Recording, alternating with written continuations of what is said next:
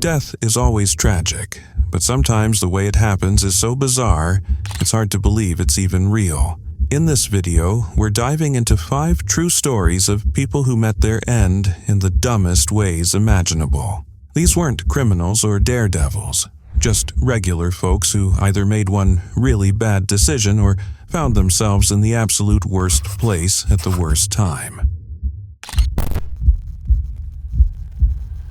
Tonight we are talking to the family of a Texas teenager who died in a freak accident. 14-year-old Madison Coe was electrocuted while she was handling her cell phone in a bathroom. It was 2023 in the quiet town of Montefiglione, nestled in southern Italy. 16-year-old Maria Antonetta Cutio had just wrapped up her schoolwork and decided to relax, drawing herself a warm bath. She wasn't alone, though, not really. She was on a video call with her best friend, Fabi, chatting, laughing, just being teenagers. Her phone sat nearby, plugged in and charging, as they talked about nothing and everything. But what neither of them knew was that those would be their last words together. At some point during the call, Maria's phone slipped from her hand and dropped straight into the bathwater. And just like that, everything changed. The phone, still charging, sparked a short circuit the moment it hit the water.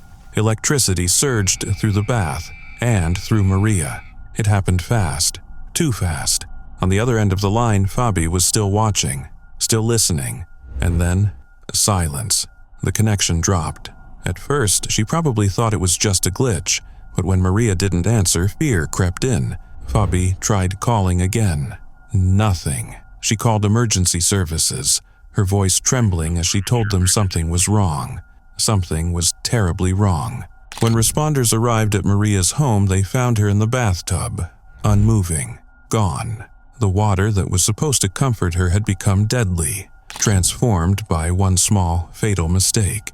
Her parents weren't home at the time, but they returned to find a scene no parent should ever have to face. A home filled with silence, a bath that would never be the same, a daughter they would never hold again. Authorities began an investigation. The local carabinieri from Mirabella Eclano started piecing together the chain of events. Emergency responders gave their reports. The burns on Maria's body suggested she may have instinctively reached for the phone as it fell. Maybe she thought she could catch it. Maybe she just reacted. News of Maria's death spread fast through Montefiglione. Her family was well known. Her father owned a local butcher shop. Everyone in town knew them, and now they all shared in the grief. Fabi was devastated. She posted a tribute on TikTok, pouring out her pain, her confusion, her heartbreak. She talked about her green eyes, about the empty chair that would now sit untouched at school. Sadly, Maria wasn't the first.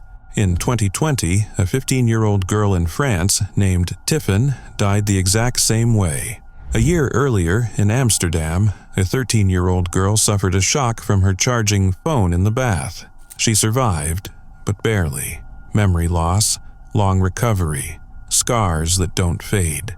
Experts have warned us for years. Organizations like Electrical Safety First have practically begged people to be careful with devices around water, especially when they're plugged in. But warnings often sound like background noise, until someone like Maria becomes the headline. The investigation into her death continued, but for her family, the answers didn't matter as much as the silence that followed, the stillness of her room, the sound of a home forever changed, the future stolen by one tragic moment. And for the people of Montefiglione, the town that once felt untouched by tragedy, life no longer felt so safe. Maria's death wasn't just an accident. It was a reminder, a gut punch, that the things we take for granted can turn deadly in seconds. In a shocking incident from Jaipur, a woman, along with her lover, was caught on CCTV carrying her husband's body on a bike through the market. It was a quiet Sunday afternoon in Jaipur, December 12, 2021. The kind of day where everything feels still, where nothing seems out of place. But behind the closed door of one modest apartment, something was brewing.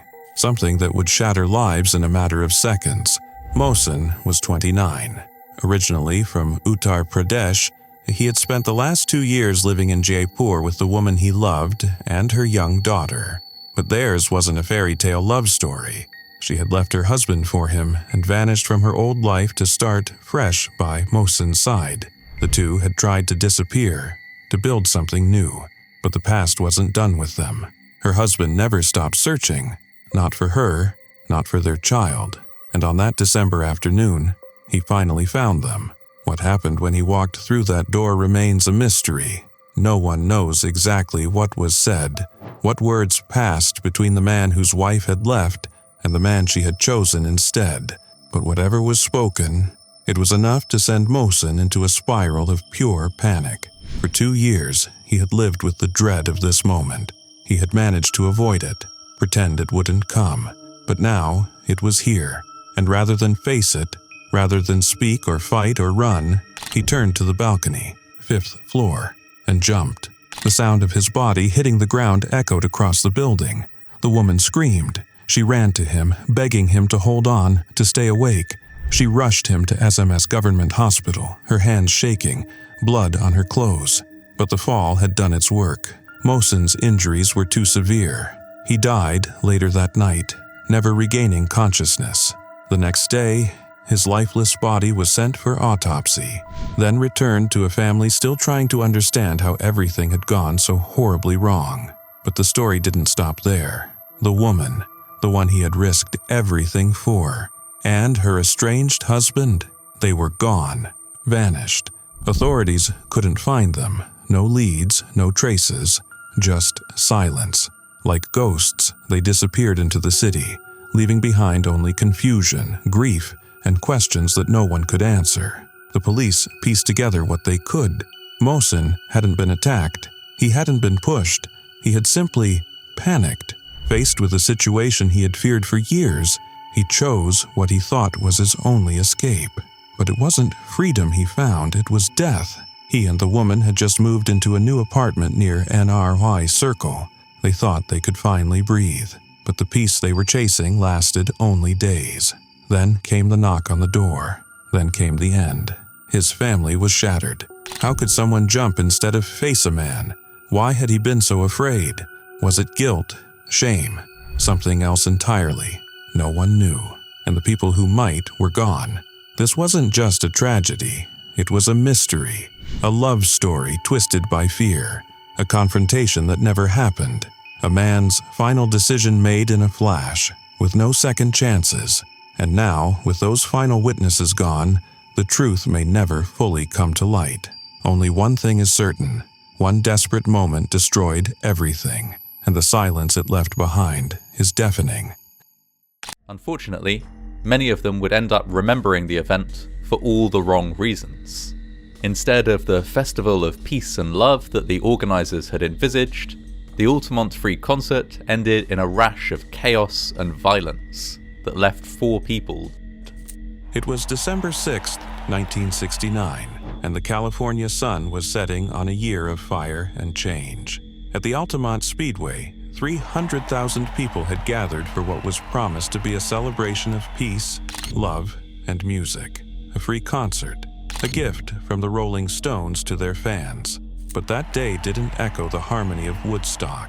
It screamed with rage, fear, and blood. Among the crowd was 18-year-old Meredith Hunter, a bright, confident young man dressed sharp in a lime green suit, standing out not just for his style, but for his spirit. He had come for the music. He had come for the Stones. But as the sun dipped below the horizon and the Rolling Stones prepared to take the stage, Meredith found himself walking straight into the heart of a storm. The chaos had started long before the band strummed a single chord. The venue, Altamont Speedway, had only been confirmed 2 days before the show. That left no time to prepare, no time to secure proper staging or real security. The Rolling Stones, seeking to keep things low cost, made a fatal decision. They handed over crowd control to the Hells Angels, not professionals, not trained guards, just bikers, paid in $500 worth of beer, with reputations built on violence, not peace.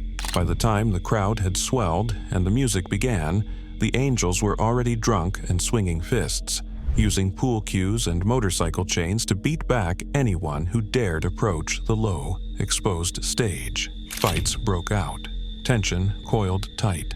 The sun set, and the darkness brought no calm, only more shouting, more blood, more chaos.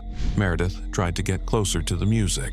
He climbed onto a speaker, wanting a better view, wanting maybe to feel a little more alive in the music.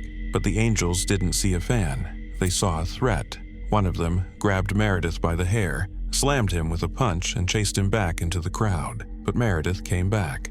He went to his car, reached inside, and retrieved a handgun. No one knows exactly what was in his mind. Was it panic, fear, defiance? Maybe it was the drugs. Maybe it was the heat of the moment. But what is certain is that Meredith returned, pushing through the crowd again, and pulled the gun from inside his jacket. Before he could do anything, before anyone could even scream, Hell's Angel Alan Passaro lunged at him. A flash of steel, a violent blur. Passaro stabbed Meredith Hunter again and again, slashing him to the ground in front of thousands. His body crumpled, blood soaked into the dirt. And then, as if that weren't enough, the angels stomped on his dying body. He was 18. Somewhere in the confusion, Mick Jagger called for a doctor. But on that dark night, even the music couldn't drown out death. The band didn't know, not yet, that a young man had just been murdered in front of them, that a concert had turned into a crime scene. 4 people would die at Altamont that day, 2 in a hit and run, 1 who drowned in a drainage ditch while on LSD, and Meredith, stabbed, trampled, and forgotten in the moment by a crowd paralyzed with fear. The peace and love movement didn't end with a revolution. It ended with a knife at a rock concert. Altamont was supposed to be a thank you. Instead, it became a warning, a symbol of what happens when idealism is swallowed by recklessness, when safety is sacrificed for spectacle, when rage masquerades as control. Meredith Hunter didn't start the violence. He was its final victim. His death, caught on camera and replayed in documentaries, serves as a brutal marker in music history, the moment when the dream died and the myth of the 60s fractured under the weight of its own contradictions. The music played on, but it would never sound the same again. A horrifying Zoom call. The baby's back there crying. She's not answering or anything. We're calling her name. She's not talking or responding. A Central Florida mother killed on camera. Tonight, Fox 35 hears from the horrified witnesses. It was August 11th, 2021, in Altamonte Springs, Florida. Inside her apartment, 21-year-old Shamaya Lynn was doing what so many young parents had learned to juggle in recent years, working from home while caring for her children. She was on a Zoom call with co-workers, focused, calm, present.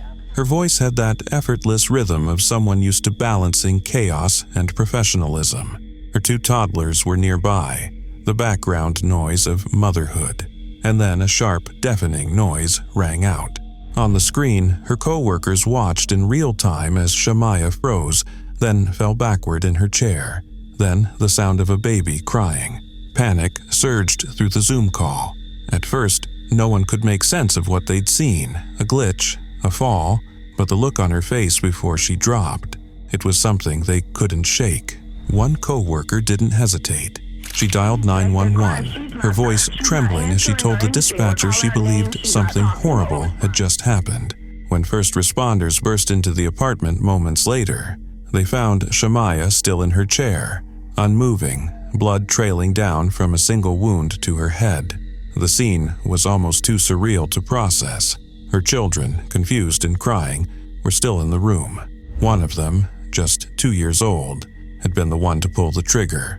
The gun had been left loaded inside a child's Paw Patrol backpack, hidden in plain sight. The owner? Shamaya's boyfriend, Vondre Avery. She hadn't known it was there. It took only a second for the child to find it. A second of curiosity, a second of tragedy. The bullet ended her life. As investigators pieced together the chain of events, a chilling realization unfolded. This was no calculated crime, no drawn-out drama. This was a moment made possible by a gun that should never have been accessible.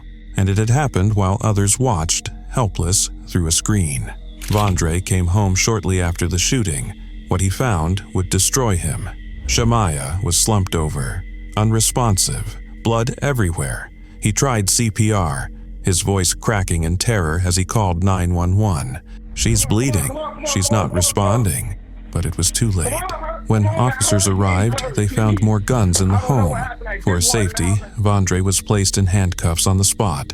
Not out of accusation, but because the scene was unpredictable. He was later charged with manslaughter and failure to secure a firearm. Officer Roberto Ruiz Jr. stood before the cameras days later, his message direct and solemn. Lock up your guns. Don't wait until tragedy knocks at your door. But the truth is, for Shamaya's family, tragedy didn't knock.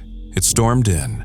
The statistics are staggering. In 2020 alone, there were 369 unintentional shootings by children in the U.S., 142 of them fatal. Just days before Shamaya's death, a toddler in North Carolina accidentally shot and killed his father. A few months earlier, a mother was killed when her child found a handgun in her purse. Shamaya wasn't just a name in a headline. She was a young mother. She was balancing life and responsibility. She had dreams. She had plans.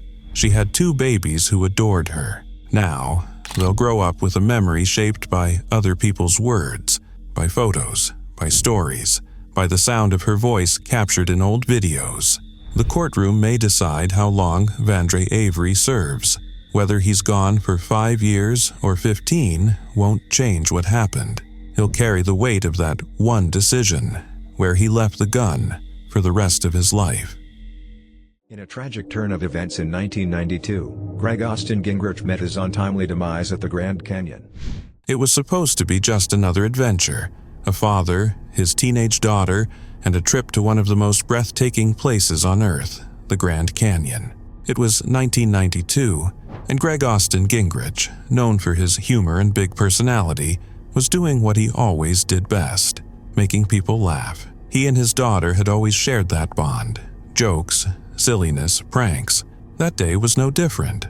Or at least it wasn't supposed to be. The canyon stretched out endlessly before them, a stunning ancient scar carved into the earth. But behind its beauty lurked danger.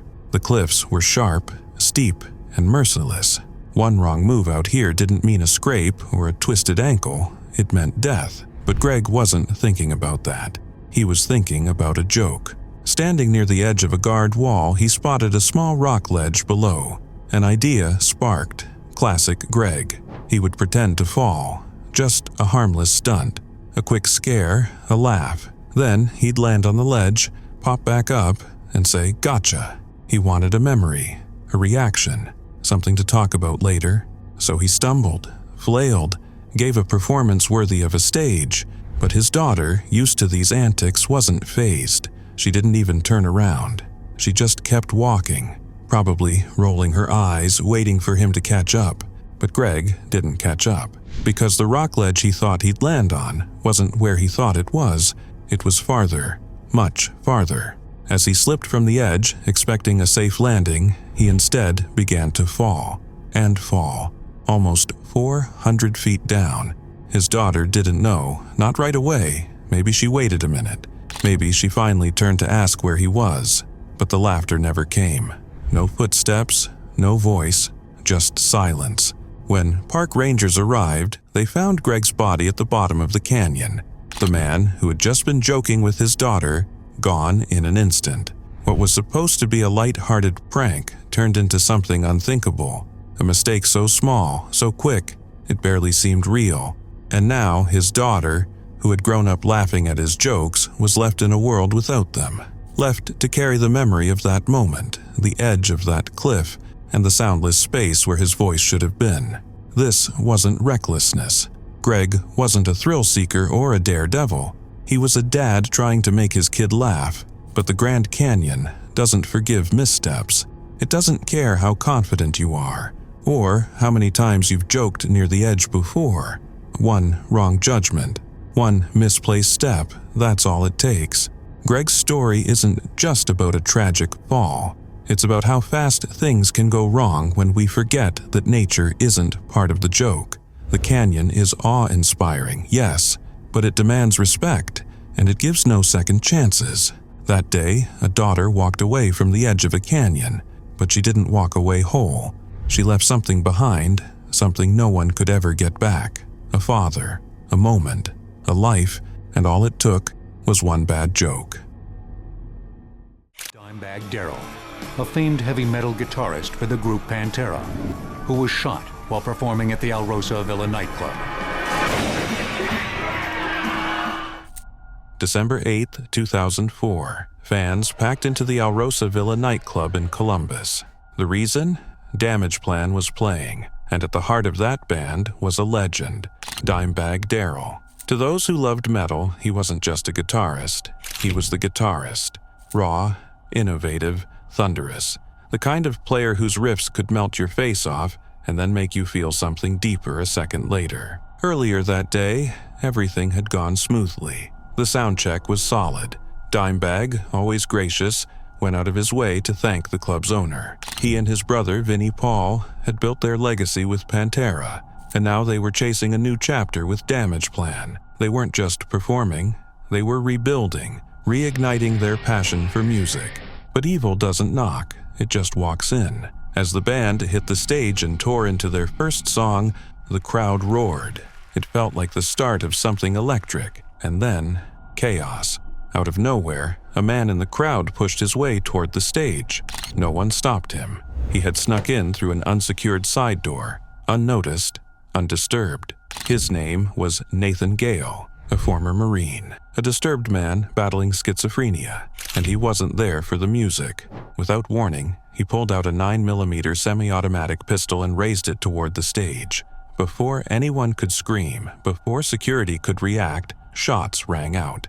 Dimebag was hit in the head multiple times. He collapsed instantly, gone, just like that, right there on the stage where he had once made magic. But Gale wasn't done. Jeffrey Mayhem Thompson, the band's head of security, didn't hesitate. He rushed the stage, trying to take the shooter down, but Gale fired again. Mayhem died a hero. Then Aaron Hawk, a club employee, tried to stop him during a brief pause when Gale was reloading. He didn't make it. Gale reloaded faster than anyone expected and shot him dead. In the middle of the chaos, a fan named Nathan Bray saw the horror unfold and didn't run. He tried to help. He jumped on stage to perform CPR on Dimebag and Mayhem, desperate to save someone. Gale shot him too. The stage had become a war zone. Chris Paluska, the band's tour manager, was injured. John "Cat" Brooks, the drum tech, tried to fight back, even as Gale shot him repeatedly. Gale then grabbed Brooks and used him as a human shield, pointing the gun at the approaching officers. The nightmare seemed endless, until help came from the shadows. A Columbus police officer named James Niggemeyer had slipped in unnoticed through a back door. He saw Gale, he saw the hostage, and then, in a single breathless moment, he took the shot. One pull of the trigger from his 12-gauge shotgun, and Gale collapsed, dead, still gripping the gun, still carrying 35 more rounds of ammunition, a horrifying sign of what he had planned if no one had stopped him. The silence afterward was heavy, deafening. The rock world was shattered. Word of Dimebag's murder spread like wildfire. Fans wept. Tributes poured in from legends across the music scene. Eddie Van Halen, Zakk Wylde, Corey Taylor, Jerry Cantrell. Everyone knew this wasn't just the loss of a musician, it was the loss of a force. At his memorial, thousands came to pay their respects. Eddie Van Halen even buried his iconic black and yellow Bumblebee guitar, the one from the back cover of Van Halen II, in Dimebag's casket. A final gift to a man who had once called it his dream guitar. In the weeks that followed, people tried to make sense of the madness. The investigation revealed a tragic web of neglect and warning signs. Gale, unstable and delusional, believed that Pantera was stealing his ideas. He'd been discharged from the military and had a history of violent outbursts, one of which happened earlier that same day in a tattoo shop. The gun? A gift from his mother. A deadly gift given without knowledge of the monster it would unleash. In the end, the music stopped. Not because the amps blew out or the power died, but because someone's mind broke and the system failed to catch it. struggling to walk, still recovering from the injuries she suffered in the blast. Safi's mum, Lisa, left hospital for the day to be at the funeral at Manchester Cathedral. May 22, 2017, thousands of fans, most of them young, poured into Manchester Arena to see pop icon Ariana Grande on her Dangerous Woman World Tour. Among the excited crowd was 8-year-old Safi Rose Roussos, a bright, sweet girl from Leyland, Lancashire. She'd gotten the tickets as a Christmas gift, and when she opened them, her eyes lit up with a kind of happiness only a child can feel. That night was supposed to be unforgettable, for all the right reasons. Safi arrived at the arena with her mother Lisa and older sister Ashley. Like so many families in attendance, they were just there to make memories. For over 2 hours, the music echoed through the venue, filling the air with pure, electric energy. Ariana took the stage around 9 p.m., singing her hits, smiling at the crowd, giving those fans the night of their lives. But joy, sometimes, is just the silence before a scream. As the concert wrapped up around 10:30 p.m., the crowd began to flow toward the exits. Safi, her mom, and her sister were in the foyer, the city room, ready to meet her father and brother outside. She was still beaming, still riding the high of the show. She couldn't wait to tell them all about it. Then, at 10:31 p.m., everything changed in an instant. A man named Salman Abedi, carrying a homemade bomb weighing over 30 kilograms, detonated the device right there in the city room. Packed with nails, nuts, and bolts, designed to maim, not just kill, the explosion ripped through the crowd. Glass shattered. Screams pierced the air. People ran in every direction, slipping in blood, tripping over debris, frantically searching for their loved ones. Safi had been just 5 meters from the blast. The force threw her to the ground, separating her from her family. Her small body was mangled, multiple fractures, her legs twisted at unnatural angles, deep shrapnel wounds. Yet somehow, she was still alive. She was conscious, in agony, but alive. Witnesses would later recall seeing her try to lift herself up with her arms. Minutes ticked by, 26 of them to be exact, and Safi was still there in the wreckage. A member of the public stayed by her side, and she managed to whisper her name. Arena staff, police officers, and brave strangers tried to help, but no paramedics arrived. No one applied a tourniquet, no leg splints. The basic interventions that might have made a difference were missing. At 10:56 p.m., still conscious, still fighting, Safi was finally moved. She was carried out on an advertising board being used as a makeshift stretcher. Even then, people struggled to flag down an ambulance. It was nearly an hour after the explosion when she was finally loaded into one. On the way to the hospital, Safi asked a question no child should ever have to ask: "Am I going to die?" She arrived at Royal Manchester Children's Hospital at 11:17 p.m. By then, her heart was failing. Doctors tried everything, but it was too late. At 11:40 p.m., Safi Rose Roussos was pronounced dead. She was just 8 years old. She wasn't the only one lost that night. 21 others were killed, including the attacker. Over 1,000 were injured, 239 physically, and many more with invisible scars that would never fully heal. Safi's mother, Lisa, had also been critically wounded and spent days unconscious. When she finally woke up, she didn't need to be told. She already knew. Her baby was gone. The Roussos family was shattered. Safi's father, Andrew, called the emergency response that night shameful. He believed, rightfully, that his daughter had been failed. An official inquiry would later reveal that, with quicker, more appropriate medical care, there was a chance, however slim, that Safi might have survived. But that chance was stolen. A woman in China dropped her brand new cell phone into a cesspit while using the bathroom, and her chivalrous and somewhat insane husband climbed into the pit to get the phone back. It was supposed to be an ordinary visit. In 2014, a woman had traveled to Xi'an City in China to see her husband's family. There was nothing unusual about that day until something small, something seemingly insignificant, turned everything upside down. She had just finished using the outdoor open pit toilet when it happened. Her phone, brand new, worth about 2,000 yuan, roughly $320, slipped from her hands and vanished into the pit below. For a brief moment, it was just frustration. A lost phone, an expensive mistake, but then that frustration turned into determination. She wanted it back, and that decision would change everything. She called for her husband, and without hesitation, without thinking of what was below, he jumped in. But the second he landed, everything went wrong.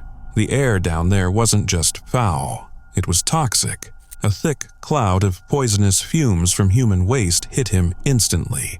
He collapsed. No screams, no struggle, just silence. His mother, watching in panic, didn't stop to think. She acted on instinct, on desperation. She jumped in after him, trying to pull her son to safety. But the fumes claimed her just as quickly.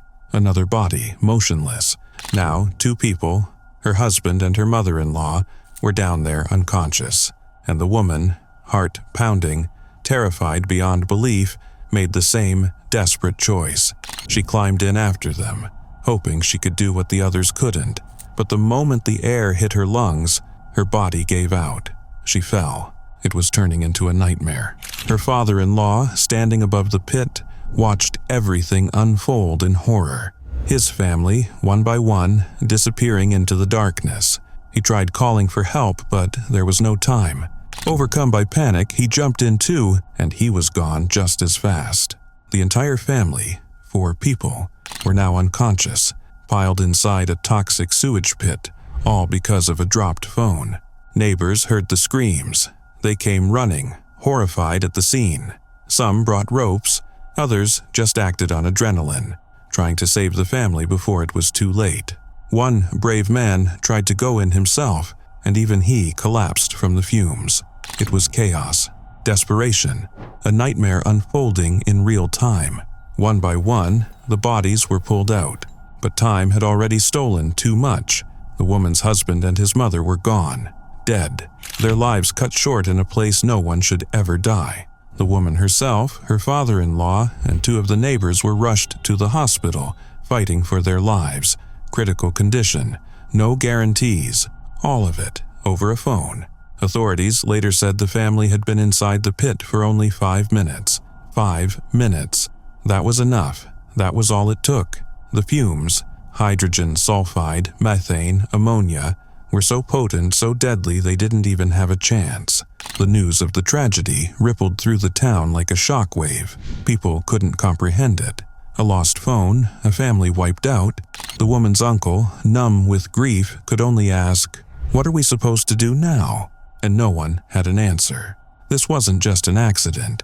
It was a chain reaction of desperation and instinct, one that no one could stop once it began. No time to think, no time to process, just one terrible moment after another.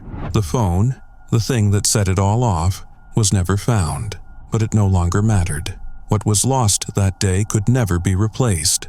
The survivors were left with scars that went far deeper than the body. The neighbors, the family, the entire community, they all carried the weight of what happened. A haunting reminder that tragedy doesn't always come with warning signs. Sometimes it starts with something as simple as a dropped phone and ends with silence. This wasn't just a freak accident.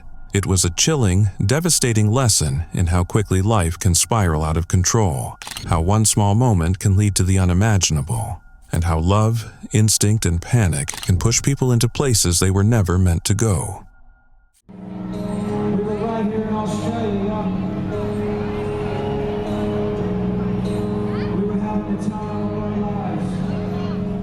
It was January 26, 2001, Australia Day in Sydney, and the air pulsed with anticipation. Thousands of fans had descended on the city's Olympic Park for the Big Day Out music festival. For 16-year-old Jessica Michalek, it was supposed to be one of the best days of her life. Her heart was set on seeing Limp Bizkit, the American rock band, headlining the night, but Jessica never made it through the show. By the time the sun dipped below the skyline, things had already begun to shift. Earlier in the evening, Rammstein had finished their set on a nearby stage, sending a wave of people flooding toward Limp Bizkit's. The energy that followed wasn't excitement, it was chaos. The crowd had changed, it was tighter, louder, angrier. A storm was brewing in the pit and no one had the power to stop it. When Limp Bizkit hit the stage, the crowd surged forward. It wasn't gradual, it wasn't controlled. It was sudden, violent, bodies crashing together in a storm of limbs and screams. Aggressive moshing collided with reckless abandon. People were falling, shouting, pushing to breathe. The kind of rush where you can't tell which way is forward and which way leads out. Jessica was right in the middle of it. At first, she held tightly to her friend's hand, but the tide was too strong. Their fingers slipped apart, and Jessica disappeared into the crush. The music thundered on. Security tried to intervene, tried to signal the band, tried to restore order, but the show kept going. The noise swallowed the warnings. The panic deepened. Jessica was swallowed by the crowd. At around 9:30 p.m., she was pulled from the mass of bodies, limp, pale, not breathing. Paramedics tried to revive her, but there was no pulse. She was rushed to the first aid area, then to Concord Hospital. She never woke up. 5 days later, Jessica Michalik died. The coroner's report was brutally clear. She had been crushed to death. Her ribs had collapsed inward, her lungs unable to expand. She hadn't stood a chance once the crowd closed in. And it wasn't just a tragic accident. It was a failure of safety, a failure of preparation, a failure of leadership. The court didn't hold back. The existing crowd management plan was condemned as grossly inadequate, and Fred Durst, the lead singer of Limp Bizkit, was publicly criticized for inflammatory comments he made during the rescue efforts. Words that poured gasoline on a fire instead of helping extinguish it. The backlash was immediate. The remaining shows were canceled. Limp Bizkit fled back to the United States. But the story didn't end with Jessica's death. Her parents, George and Barbara, stood in the ruins of their world, devastated, broken. But they didn't let her death become just another statistic. They pushed for change, real change. They met with festival organizers, campaigned for better safety protocols, and demanded that no other family suffer what they had. The festival responded. The next year, new barriers were added to divide the mosh pit from the main crowd, easing the crush. More water stations, better video surveillance, and increased volunteer presence were introduced. These weren't just tweaks, they were life-saving changes. They became the new standard for concerts and festivals across the country. It was the morning hours of September 25th, 2022, in Kingston, southwest London. Inside Prism nightclub, the celebration was in full swing. Arabella Ashfield's sister had just turned 18, and the room was alive with music, laughter, and movement. Among the guests was 25-year-old James East, a business development executive from Swansea. He had come to celebrate with Arabella, his girlfriend of nearly a year and a half. At some point during the evening, James and Arabella became separated. She stayed inside with her sister and friends, assuming he'd just stepped out for air. No one thought anything of it. Not yet. Then her phone rang. It was James, FaceTiming her from outside. What she saw on that screen would haunt her forever. He was sitting alone on the cold stone edge of Kingston Bridge. His eyes were red, his voice quiet, trembling. Tears slipped down his face as he stared at her through the screen. "I'm sorry," he said. Before Arabella could speak, before she could even begin to understand what was happening, James leaned back. There was a splash. Her scream tore through the nightclub. She grabbed her sister's boyfriend and ran, through the streets, to the bridge, her heart pounding with disbelief and dread. But by the time she got there, the water was calm again. James was gone. She called the police. They found his trainers first, drifting quietly near the edge. It wasn't long after, around 4 a.m., that they found his body, face down, motionless in the cold black water. He was pulled into a lifeboat and rushed to Kingston Hospital, where doctors tried to save him. At 7 a.m., James was pronounced dead. The next call went to his mother, Sarah. Just the day before, she'd spoken to her son, wishing him luck as he trained for the London Marathon. She was supposed to see him soon to cheer him on. Instead, she had to travel to identify his body. A post-mortem revealed traces of a stimulant drug in his system, and a small bag of white powder was found near his phone, but the coroner ruled his death an accident.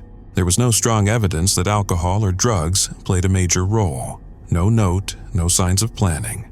Dr. Anton Van Dellen, the coroner, believed James had simply lost his balance, a wrong move on the wrong night, one that no one saw coming. James had been in good spirits that night. There had been no warning signs, no hint that anything was wrong.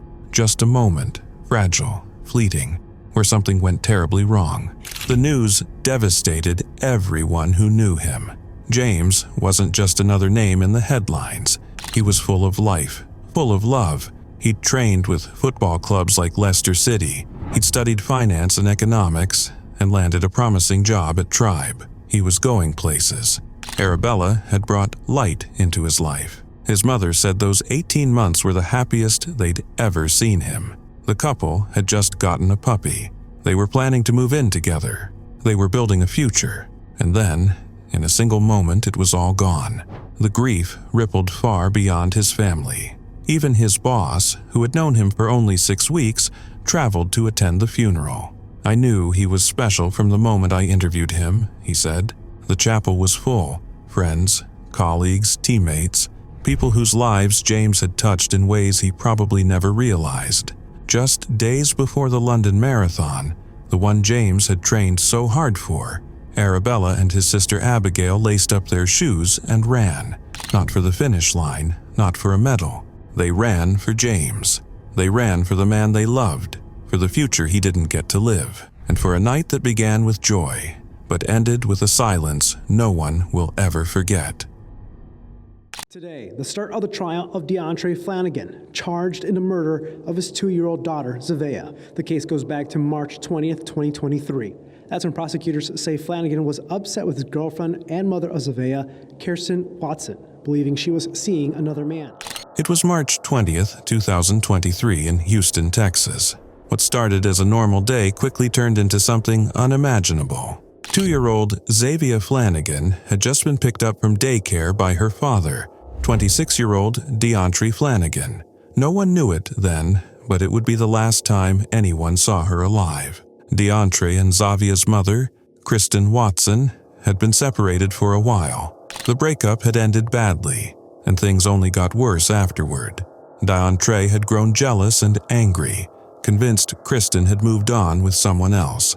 That morning, Kristen was working at a Walmart in North Harris County when DeAndre stormed in. He grabbed their daughter and demanded the passcode to Kristen's phone, threatening to hurt Zavea if she didn't comply. Terrified, Kristen gave him the code, hoping it would calm him down. But it didn't. He took the phone and Zavea and ran. Kristen immediately contacted the police. She told them DeAndre had taken Zavea before, but this time felt different. This time felt worse. Soon after, DeAndre led police on a dangerous 45-minute high-speed chase through Harris County. He weaved through traffic, crashed into cars, and drove the wrong way down streets, all while Zavea sat in the car, unrestrained and in danger. During the chase, DeAndre did something that would leave a permanent scar. He FaceTimed Kristen. What she saw on the screen was every parent's nightmare.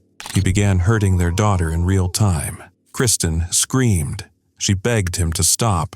She told him she loved him and reminded him that it was his daughter. But DeAndre didn't stop.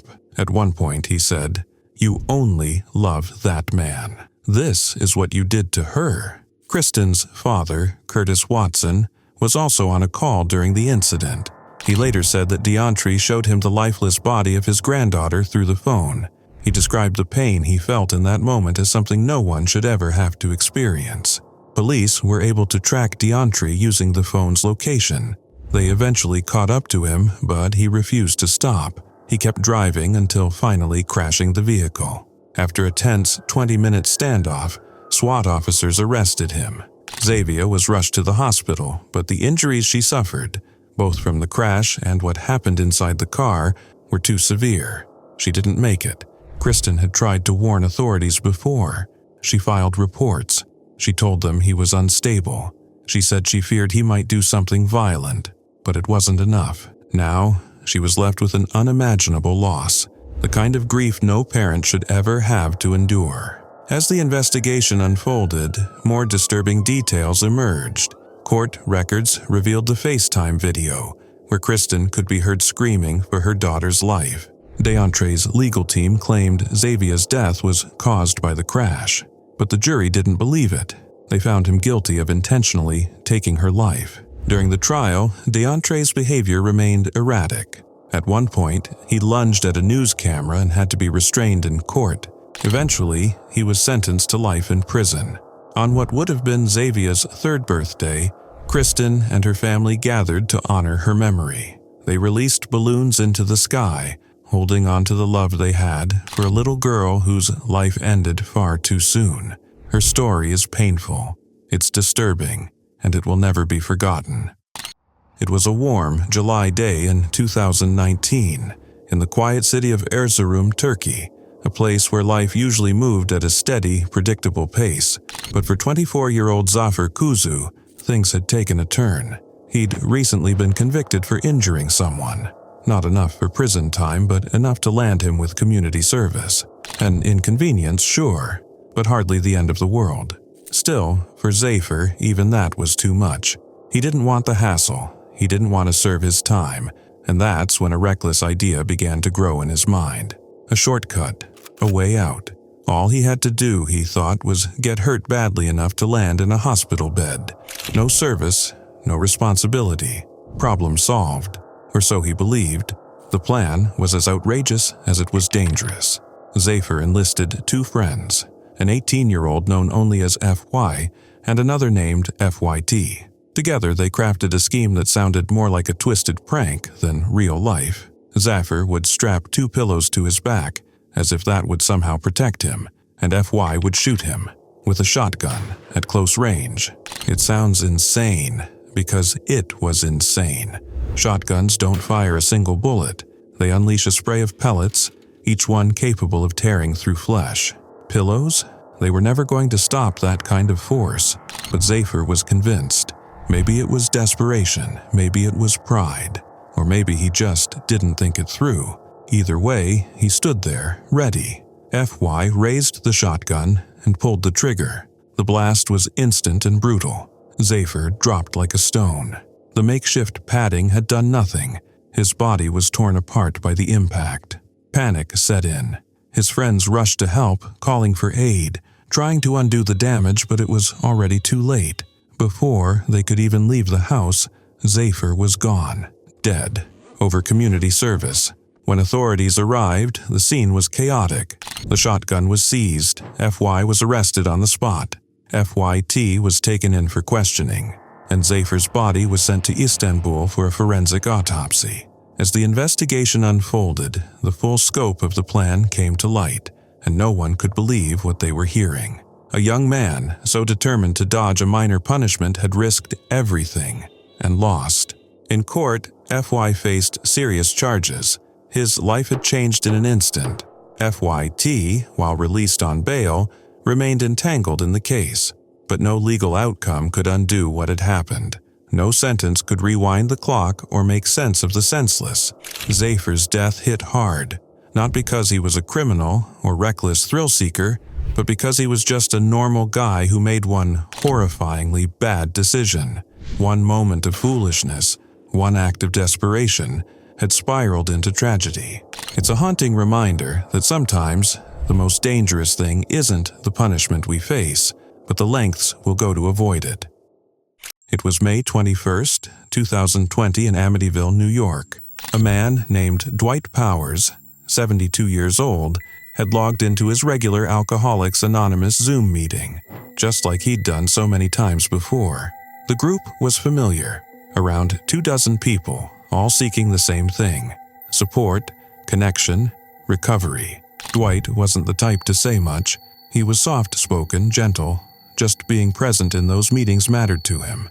It was around noon, and everything seemed normal, and then everything changed.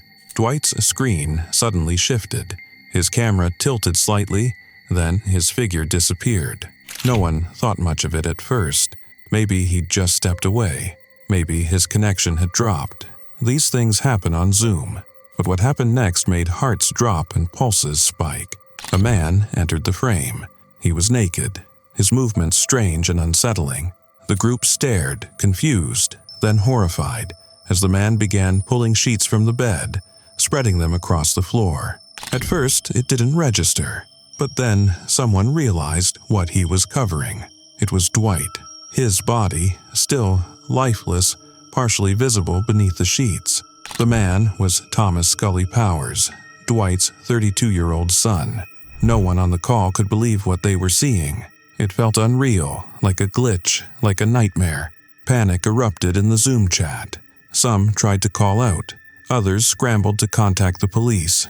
But there was a problem. No one knew exactly where Dwight lived. They only knew his name, his face, and what they had just witnessed. 10 minutes passed, then 15. It felt like hours.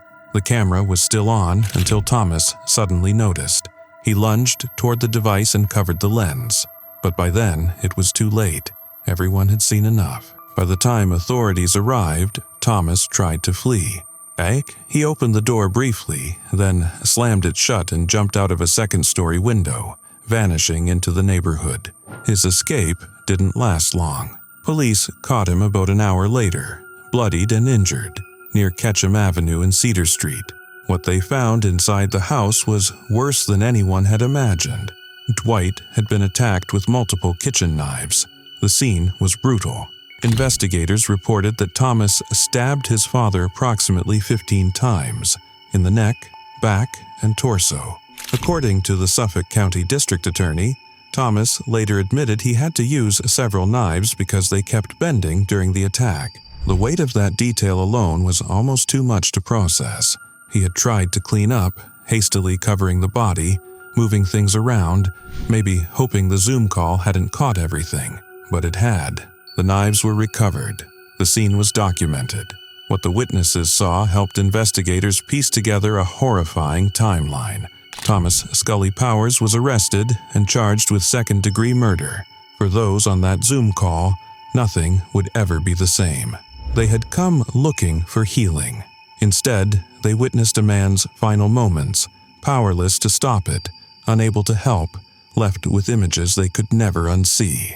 Some later spoke about what it was like, how at first they thought it was a tech glitch, then a prank, and then reality hit. The sheer helplessness of watching a crime unfold in real time, knowing you can't reach through the screen, can't call fast enough, can't stop what's already happening. As for why it happened, no one knows for sure. Police haven't shared many details about Thomas's motive. Was it planned? A sudden explosion of rage? Something deeper, darker? The answers remain unclear, but one thing is certain. What happened that day wasn't just a tragedy. It was a horror that no one on that call will ever forget.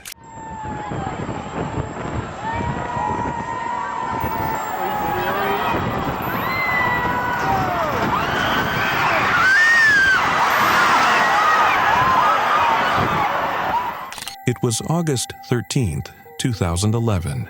At the Indiana State Fair, thousands gathered in anticipation of one of the fair's biggest events, a live concert by country pop duo Sugarland. Dark clouds had loomed since morning, creeping closer with each passing hour. The National Weather Service had issued warning after warning. Rain, lightning, wind gusts surpassing 60 miles per hour. But the crowd, dressed in light summer clothes and clutching tickets like golden keys, wasn't told to leave. They stayed. They waited. Behind the scenes, concerns had risen. At around 8 p.m., the fair's top officials met to discuss the storm. They knew it was coming. The signs were clear, and the forecasts were growing more urgent. But the decision was made to press on. Sugarland's management agreed to a brief delay, just 5 minutes. The show would go on unless the weather became undeniably worse. No one in that room realized just how little time they had left. At 8:39 p.m., a severe thunderstorm warning hit. Winds of more than 60 miles per hour were on the doorstep, but that alert never reached the people who needed it most. No immediate order to evacuate was given. No one sounded the alarm. The opening act, Sarah Bareilles, had already performed and exited. Now, fans waited for Sugarland. At 8:45 p.m., An announcement echoed through the speakers. A storm was approaching. The crowd was told how to evacuate if necessary, but it was a suggestion, not a command. People stayed hesitant, unsure whether to move or stay rooted to their spot. Then, at 8:46 p.m., the wind hit. A blast of violent air tore across the fairgrounds like an invisible freight train. The towering stage structure shuddered, then groaned, then gave way. The roof collapsed. An avalanche of steel, cables, and equipment, nearly 70,000 pounds of crushing weight, falling directly into the crowd. Screams pierced the air. Panic erupted, and in the span of seconds, celebration turned to catastrophe. Beneath the twisted wreckage, people were trapped. Within 20 minutes, rescue teams had pulled the last survivors from under the rubble. But for some, it was already too late. 7 lives were lost. 4 people, Tammy Van Dam, Glenn Goodrich, Alina Big Johnny, and Christina Santiago, died on the spot. 3 others, Nathan Bird, Jennifer Haskell, and Megan Toothman, clung to life but succumbed to their injuries in the days that followed. The youngest was just 22, the oldest 51. One was a stagehand. The others had simply come for the music. Another 58 were injured, some critically. The stage hadn't just collapsed, it had crashed down with a fury, sending shattered beams and equipment into the crowd like missiles. The question echoed louder than the storm. How could this have happened? An engineering investigation later revealed the chilling truth. The stage's lateral support system, the part designed to keep it upright in strong winds, was fatally flawed. Its only real anchors were concrete barriers placed on the ground, held in place by nothing but weight and friction. When the winds came, it wasn't enough. The structure leaned, the supports buckled, and the entire rig came crashing forward, right into the crowd. Lawsuits soon followed, by families, survivors, those left scarred. They filed claims against the Indiana State Fair Commission, Sugarland, and the companies involved in constructing the stage. In 2014, a $50 million settlement was reached, but no amount of money can replace a loved one. Tragedy at the Pittsburgh Zoo on Sunday. A 2-year-old boy was killed when he fell into an exhibit of endangered African dogs. His mother had put him up on a railing for a better look, and then the boy lost his balance.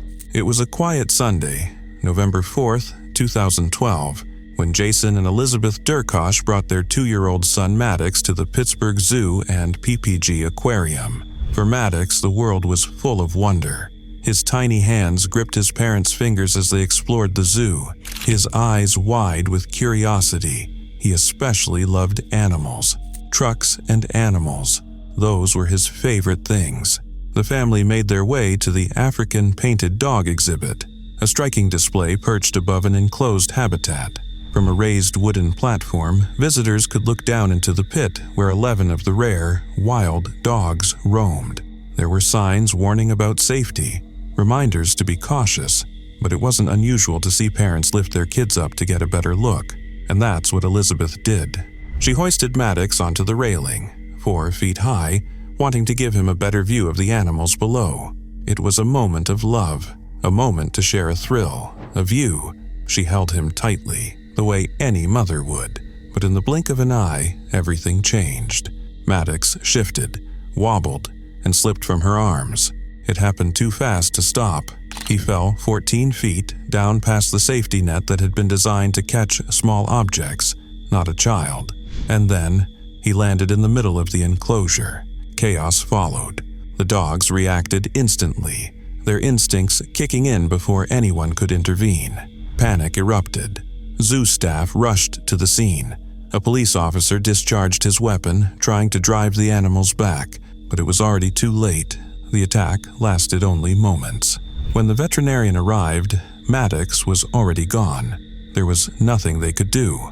Just minutes before, he'd been giggling in his mother's arms. Now, he was lifeless in a place meant for awe and delight. The zoo shut down the exhibit. The animals were secured, but the damage was irreparable. Elizabeth collapsed in grief. Jason stood frozen, his world shattered. The public recoiled in horror. And then, slowly, the questions started. Why had she lifted him over the railing? Why hadn't the zoo done more to prevent something like this? The investigation began. no charges were filed. The district attorney called it a tragic accident, a terrible convergence of love, curiosity, and miscalculation. But still, judgment came, quietly, loudly, online, and in whispers. People pointed fingers, some at Elizabeth, some at the zoo. Both were grieving. Court documents revealed that zoo staff had expressed concern about the exhibit's safety years earlier. As far back as 2006, workers had seen parents lifting children in ways that could turn dangerous, but no changes were made. The exhibit remained open. The risk remained silent until that day. Eventually, the case was settled privately. No headlines marked its conclusion, just grief lingering quietly. In the months that followed, the zoo dismantled the platform. The painted dogs were sent to other facilities.